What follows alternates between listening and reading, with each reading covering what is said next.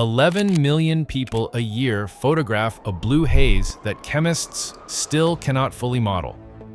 One Pennsylvania coal seam has been burning since 1962, and one cave survey has passed 40 miles without finding the end. These mountains are 480 million years old, and the map of them is not finished. Number 1 is the one the federal government explained twice, and the ridge ignored them both. Number 21, the smoke the trees make. The most visited national park in America is named for a haze that isn't smoke, isn't fog, and isn't finished being explained. Stand at Clingman's Dome, 6,643 feet, up on the Tennessee and North Carolina line, and the blue doesn't start at your boots. It starts a valley away, stacked ridge on ridge, thickening with distance until the far ranges dissolve. The Cherokee called this range Shacknedge, place of blue smoke, and they were describing chemistry. The forest exhales volatile organic compounds, isoprene, terpenes, the molecules you smell when you crush a spruce needle. Sunlight oxidizes them into fine particles, and those particles scatter blue light back at you.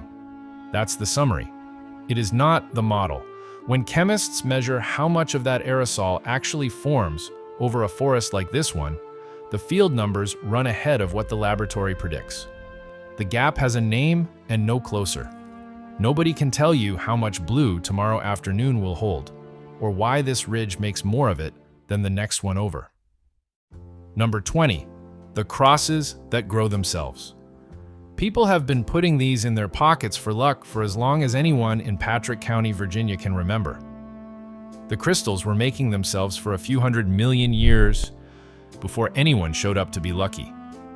Ferrystone State Park sits in the Blue Ridge foothills, and the hunting ground is a weathered slope near the entrance, where you kneel in the dirt looking for something brown and geometric. They're staurolite. Under heat and pressure, the crystals twin, two individuals growing through each other at roughly 60 degrees, or at 90, which gives you a Roman cross or a Maltese one. The legend about fairies weeping over the crucifixion is 19th century folklore. The textbook will tell you that twinning happens. It will not tell you why it happens here, at these ratios, this often. Twin nucleation depends on conditions during growth that the finished crystal doesn't record. Nobody can predict a fairy stone. They can only find one and describe it after the fact. Number 19, the rainbow that comes at night. Cumberland Falls drops 68 feet over a sandstone lip on the Cumberland Plateau in southern Kentucky. And on a few nights a month, it does something no other waterfall in this hemisphere does reliably. Come around the full moon, near midnight, and look down into the spray. There's an arc in there. To your eye, it reads gray, a pale band with almost no color, because at that light level, your color vision has gone off duty. Open a camera for 30 seconds and the full spectrum comes back. The physics is ordinary. Refraction through water droplets. Moonlight instead of sunlight. The scheduling is where it comes apart. The state park publishes the dates, and the moonbow still fails on nights that qualify and shows up on nights that shouldn't. The variable that decides is spray density, and spray density depends on flow, wind, and air temperature. Nobody forecasts that. The falls have a printed timetable and no way of knowing whether they'll keep it. Number 18. The ground that won't grow back. For most of a century, this corner of Tennessee was one of the few features in the eastern United States that astronauts could pick out without help. 50-odd square miles around Ducktown and Copper Hill, on the Ocoee River, went red. Not metaphorically red. Bare orange gullies, no topsoil, no trees, hills eroded down to their ribs. A piece of Mars 4 hours from Atlanta. Copper mining started in the 1850s, and the ore was roasted in open heaps that released sulfur dioxide by the ton. The forest died. The rain took the soil to the river. Replanting began in the 1930s and ran for decades, and pine now covers most of the basin. 70 years to kill a forest, 90 to argue it back. And it still is not even, because patches out there still refuse to hold anything at all. Soil chemistry, a vanished seed bank, and hardpan interact in ways the people managing the site handle by trial. They know what works. They cannot tell you why the same treatment takes on one slope and dies on the next. Number 17. Meadows above no tree line. These mountains are about 2,000 feet too short to have a tree line. There's a treeless grassland on top anyway. Walk the Appalachian Trail across the Roan Massif at 5,800 feet on the Tennessee and North Carolina line, or across Grayson Highlands into Virginia. You get open grass running to the horizon with wild ponies standing in it. The spruce forest stops in a clean line for no reason visible from inside it. These are the southern Appalachian grassy balds. As for what made them, Cherokee tradition, Ice Age grazers, lightning fire, native burning, 19th century cattle. Every one of those has a serious published advocate, and none has won. This isn't a gap in the record, it's a live disagreement among ecologists holding the same evidence. Meanwhile, the balds are closing because blackberry and spruce take them back within decades if nothing eats or cuts them. So the Roan is now mown by volunteers and grazed by contract goats. They are maintaining a landscape by hand without knowing what hand made it first. I ought to tell you where I'm standing while I say all this, because it matters for the rest of the list. I'm not a scientist. I'm the other thing. I'm the one who goes and looks. I've spent years on these ridges with a notebook, talking to the people who live under them, the ones who've watched the light on Brown Mountain their whole lives and got tired of being told it was a truck. I've walked the balds with the volunteers who mow them. I've stood in the cold air coming out of Ice Mountain in July. What I've learned is that the official record and the local record disagree more often than anybody comfortable wants to admit, and the local record is right more often than it should be. I put all of it in a book, the full map, the sites that didn't make this list, and the ones I couldn't get anybody to go on record about. It's called the Appalachian Mysteries Collection. First link in the description. I'll say it once more at the end and not in between. Now back to the mountain. Everything so far you could photograph, walk into, or measure from a pullout. That map is done. What's next you reach through dye tests, cores, and other people's memory. One of them is a river with 3 miles missing from it. Number 16. The insects that keep time. For 2 weeks in June, a national park runs a lottery for parking spaces so people can watch insects blink. The place is Elkmont, at about 2,200 feet in the Little River drainage of the Smokies, and the animal is Photinus carolinus. Remember, Elkmont. It comes back later. Here's what it looks like from a folding chair in the dark. 6 flashes moving across the hillside, then 8 seconds of nothing. Total black. Thousands of separate animals agreeing on a silence. The biology is courtship. Males signal, males lock onto their neighbors, and coupled oscillator math reproduces the broad pattern well. Reproducing is not predicting. The wave structure, the length of the dark intervals, what starts a given evening at the moment it starts, all of that still gets worked out by sitting in the dark and watching.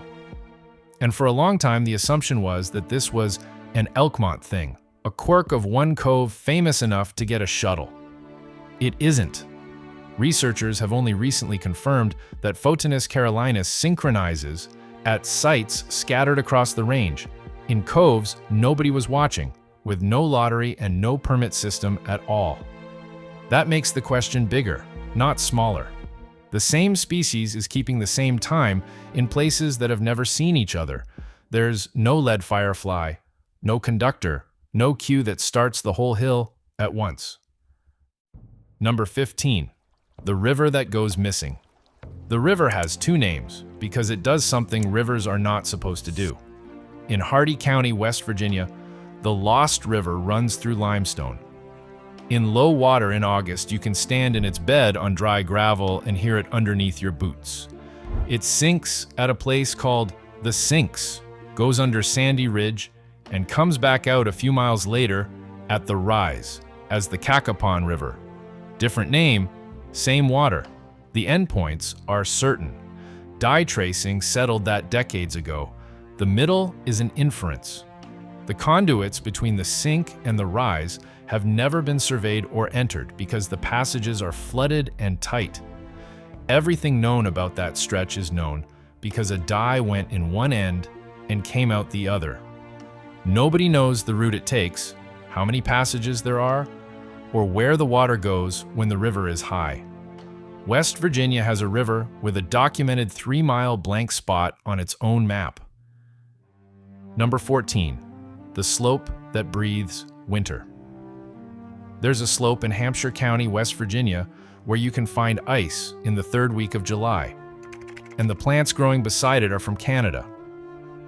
Ice Mountain is a nature conservancy preserve above the North River. Guided access only, and the effect is entirely physical. Hold your hand at ankle height on a 90-degree afternoon, and the air coming out of the boulders is around 40 degrees Fahrenheit. It's called algific talus. Cold gets stored over winter in the empty space inside a rock pile, and it vents back out through the summer as air circulates through the pile. That's the concept. The plumbing is another matter. The internal geometry that makes this slope work, while identical-looking slopes nearby do nothing, has never been mapped because nobody can get inside a boulder field to look. What lives on the vents is the point. Twinflower, bunchberry, boreal species stranded here since the last glaciation, sitting on a cold pocket. Nobody can tell you which of these slopes still has cold in it in 50 years, or why this one had it at all. Those 4 were in the wrong climate and still let you stand in them. Now the ground stops being reliable, contested, unmapped, or actively on fire.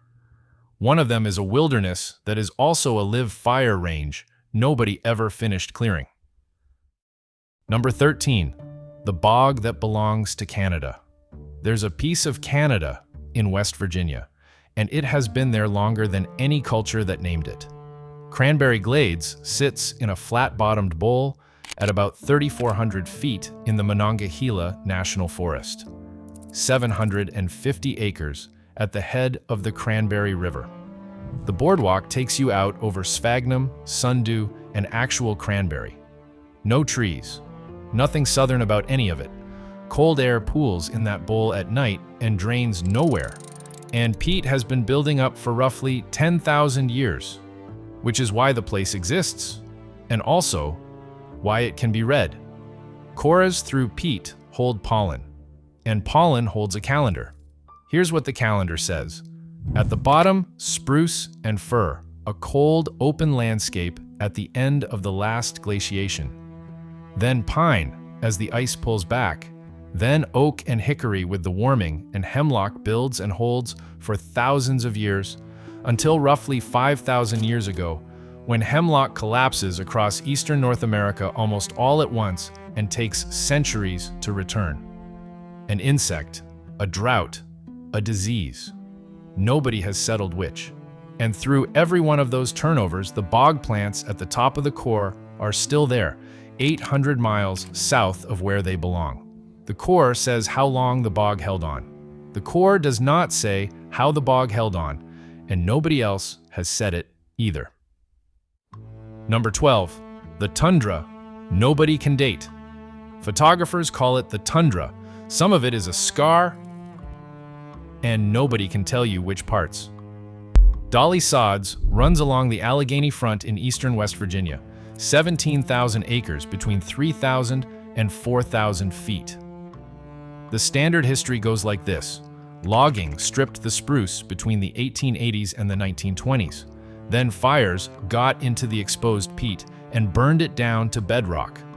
several feet of soil in places, and it never came back. The standard history is documented. The standard history is also incomplete.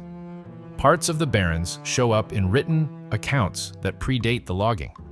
So the line between man-made damage and natural heath is genuinely contested, and nobody has drawn it. And the army used the plateau for live fire mountain training during the Second World War. Unexploded ordnance still turns up. Clearance was never finished. Nobody knows how much is out there or where. Number 11, the earthquakes. With no fault. The second most active earthquake zone east of the Rockies runs under East Tennessee, and geologists cannot point at what's causing it. The band is about 300 kilometers long, from northeastern Alabama through the Great Valley into southwest Virginia. Knoxville is on it, Chattanooga is on it, and at the surface, there's nothing to see. Just farms in a valley that registers hundreds of small events a year. It's been instrumented since the 1980s, so the locations are precise. The quakes cluster between 5 and 25 kilometers down in ancient basement rock, well beneath the folded Appalachian layers that make the scenery. The seismographs know where, they don't know what. The faults have no surface expression. They don't line up with the structures above them. And they have never been identified. This is intraplate seismicity, earthquakes nowhere near a plate boundary. And the mechanism is an open question everywhere it happens. The calmest looking mountains in America are shaking on something nobody has ever seen. Number 10, the cave that keeps growing. Everything above this line has a surface. From here, the discoveries are underground, microscopic, or already gone. Nothing left can be seen from a road. One of them is a tree that has been trying to grow back for 100 years. Over 40 miles of passage mapped, and the survey is still open. Hellhole opens in a sinkhole in a cow pasture in Germany Valley. Pendleton County, West Virginia. 150-foot free drop at the entrance, and a gate on it, because access is controlled and always has been. Cavers have been extending it since the 1940s. The map grows most years, and it grows because there is more cave, not because the instruments got better. The passages are the least uncertain thing down there. Hellhole held one of the largest bat hibernacula in the mid-Atlantic. Then, in 2006, white nose syndrome turned up in a commercial cave in upstate New York and moved through Appalachian hibernacula, killing over 90% in some species. The map keeps getting longer. The thing it describes keeps getting emptier. The fungus is identified and almost certainly carried here by people, but nobody knows who carried it or when. And nobody can explain why a handful of bats in some colonies now walk out of that cave alive. Number 9, the tree that won't give up. There are roughly 4 billion dead trees in these mountains, and most of them are still standing up, not as trunks, as root systems. Walk almost any slope in the southern Blue Ridge, and you can find an American chestnut sprout 10 feet tall, leafing out from a stump older than the depression, working on a canopy it will never reach. The blight arrived around 1904, a fungus called Crephanectria parasitica, and it took the dominant tree of the eastern forest in about 50 years. It kills the stem, it doesn't kill the roots, so the roots keep sending up sprouts that die back before they can flower, in a loop that has now run for a century. Here's the part nobody has cracked. Europe largely got its chestnut back through hypovirulence, a virus that infects the blight and weakens it. It works there. It has never worked consistently here, on the same fungus, in the same kind of forest. Incompatibility groups, strain diversity, forest structure. Everyone has a theory. Nobody has the answer, and the sprouts are still dying. Number 8, the life with no names. Since 1998, one national park has turned up more than 1,100 species new to science, and it is nowhere near done. The All-Taxa Biodiversity Inventory works out of Twin Creeks inside the Smokies, which makes this the most intensively cataloged temperate landscape on the continent. Picture a beating sheet under a rhododendron at 4,000 feet, and something dropping onto the cloth that has never had a name. About 21,000 species are documented. Estimates of the real total run to 60 or 80,000. And those are estimates, which is the whole problem. This is not a rainforest expedition, it's a park with a gift shop and a 2-hour wait at Cades Cove. Most of the new species are fungi, invertebrates, and microbes, the organisms driving soil chemistry and the volatile emissions that make number 21. The blue haze people drive 3 states to photograph is manufactured, in part, by life nobody has identified. 11 million visitors a year, and the park cannot tell you what lives in it. Those were living things, countable even when they weren't explainable. Now the counting stops. What's ahead was removed, drowned, burned, or pushed up out of the ground by something nobody can find. One of them is erode the mountain itself shut down. Number 7.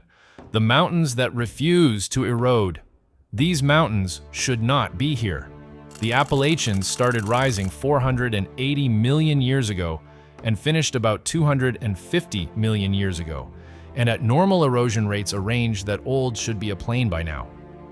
Kansas is older scenery than this.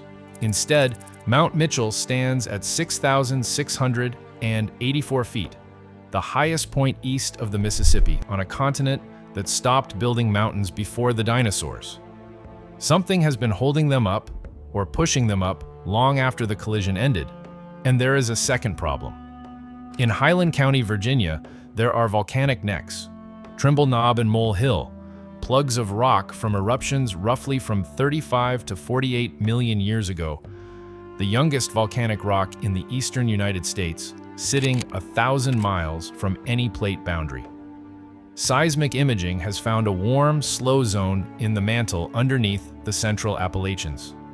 Something down there is awake. Nobody can say what it is, what woke it, or whether the mountains you are looking at are still going up.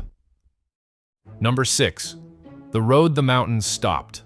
A 2-lane federal road runs 6 miles out of Bryson City, North Carolina, into the Smokies, enters a tunnel, and quits.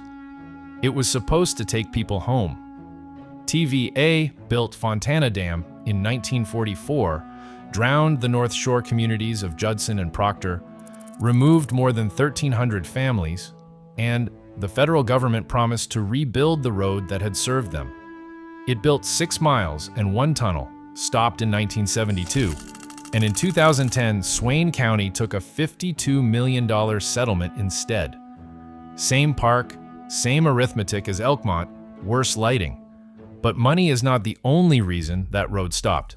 The cuts went into the Anakista Formation, a dark slate shot through with pyrite, and pyrite that has sat sealed in rock for 500 million years does something ugly the moment you open it to air and rain. It oxidizes. It makes sulfuric acid. The acid strips aluminum and manganese out of the rock and carries the whole mess down into the creeks, and it kills them. Road cuts through Anakista elsewhere in these mountains, made decades ago, are still producing acid runoff and still killing fish below them. Nobody can predict which exposure goes bad and which one does not. Nobody can model how long a given cut keeps leaching, and the honest estimates run from decades to centuries. The mountain has been bleeding since they cut it open, and there is no date on the other end. Every place so far is still out there doing something you could go and watch it do. Not anymore. What's left got buried, drowned, or filed away, and the dates start coming apart. One of them is a fire nobody has ever laid eyes on. Number 5, the fire with no edge. It has been burning since 1962, and nobody can tell you when it stops. Centralia sits in the anthracite belt of Columbia County, Pennsylvania, and the population is now in single digits. Route 61 south of town is abandoned and split open. In February, you can watch steam come off a bare hillside where the snow won't hold. The fire almost certainly started at the landfill and got down into the mine workings, though the exact ignition is still argued. Over 1,000 residents were relocated. Here's what matters. The fire's underground boundary is inferred from boreholes and thermal readings. It is not observed. Nobody has ever seen this fire. The number you hear, that it has fuel for another 250 years, is a projection with very little standing behind it. Underground coal fires burn in 3 dimensions through fractured rock, and there's no model that reliably says where one is going. A town was erased by something nobody can locate the edges of. Number 4, the forest buried twice.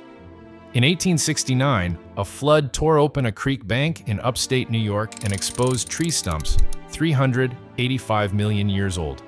Gilboa sits on Schoharie Creek at the northern edge of the Appalachian Plateau, and what came out of the rock were the bases of Eospermatopteris, trees from the first forests that existed anywhere on this planet. These are the organisms that invented soil, 385 million years to make it at Gilboa, 70 years to strip it off the Copper Basin. For 140 years, we had the stumps and nothing else. No floor, no roots, no ecosystem. Then in 2010, maintenance on the Gilboa Dam required draining the old quarry, and roughly 1,200 square meters of intact Devonian forest floor came up dry. Root systems radiating in place. A woody plant running along the ground that nobody expected to be there at all. It rewrote how the first forests are understood, and then it was buried again under fill to preserve it. 18 months of looking at the oldest forest on Earth, and the reconstruction is still not finished. The rest of the answer is under the fill. Every entry so far has a date on it, however hard won. The last 3 are where the dating itself breaks. A site that broke the timeline, a text nobody can read, and one ridge that ignored the federal government twice. Number 3, the dates nobody could kill. A sandstone overhang 30 miles southwest of Pittsburgh has produced radiocarbon dates that American archaeology spent 40 years trying to disqualify. Meadowcroft Rock Shelter sits on a bluff above Cross Creek, and James Adivasio began excavating it in 1973 with a level of care that is itself part of the story. 11 strata troweled down through occupation floors stacked like pages. The deepest cultural material returned dates reaching back to roughly 16,000 years before present. Clovis was supposed to be first, at around 13,000. The objection was never that the numbers were wrong, it was that they might be contaminated. There are coal seams in that valley, and old carbon leaching into a sample makes it read older than it is. The excavators tested for it and reported no evidence. The critics were not satisfied. Neither side has conceded, and the contamination question is still formally open.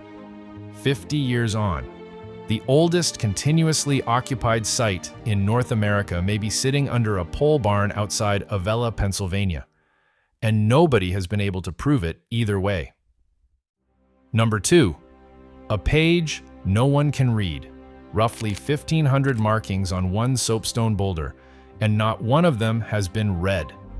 Judicula Rock lies in a cow pasture below the Caney Fork in Jackson County, North Carolina, under a county-built shelter in view of the balsams. It's about the size of a car, and in flat light it looks like nothing at all. In raking light, the surface turns into a dense tangle of cupels, lines, and a 7-fingered handprint. Cherokee tradition identifies it with Tsul Kalu, the slant-eyed giant of the high country, who left that print landing after a leap from the Devil's Courthouse. The site is still culturally significant to the Eastern Band, who help look after it. That's the meaning. The dating and the content are separate problems, and both are wide open. Estimates for the carvings span 3,000 years. Multiple carving episodes are likely. There's no accepted reading, no confirmed function, and no agreed method for getting one. Meanwhile, soapstone is soft, and the surface is wearing away faster than anyone is recording it. Every mark on that rock was a deliberate choice, and there is no key. Number 1. The lights, they explained twice. This is the only entry on the list with an official federal answer. It's also the one still going. Brown Mountain is an unremarkable 2,600-foot ridge on the edge of Linville Gorge in Burke County, North Carolina, watched from Wiseman's View. What people report is not a beam and not a craft. It's a point of light on the ridge that brightens, holds, and goes out, while everyone standing next to you argues about whether they saw it. The U.S. Geological Survey investigated in 1913 and again in 1922. Both times, it concluded the lights were locomotive headlights, car lights, brush fires, and stationary lights bent by the air. A published federal explanation, twice, is more than anything else on this list ever got. Then, in 1916, a flood took out the railroad, the roads, and the power for weeks, and people reported the lights anyway. That's why this is number 1. The other 20 are unfinished. A model that won't close, a survey still open, a date under dispute. This one was finished, filed, and closed, and the ridge declined to comply. Most sightings almost certainly are cars, and you should say so out loud. But in 2016, an Appalachian state physics team running instrumented cameras recorded an event they could not account for, and their position was narrow and careful. The standard explanation does not cover every case. The map said, closed. Nobody told the ridge. These mountains get sold as settled, and the real range has faults nobody can find, a bog nobody can explain, and a ridge that ignored the federal government twice. The Appalachian Mysteries collection is the first link down there, like I said it would be. Put the one near you in the comments, the road or the ridge your neighbors explain, and the record doesn't. Subscribe if you want the rest of the map. Next investigations on screen.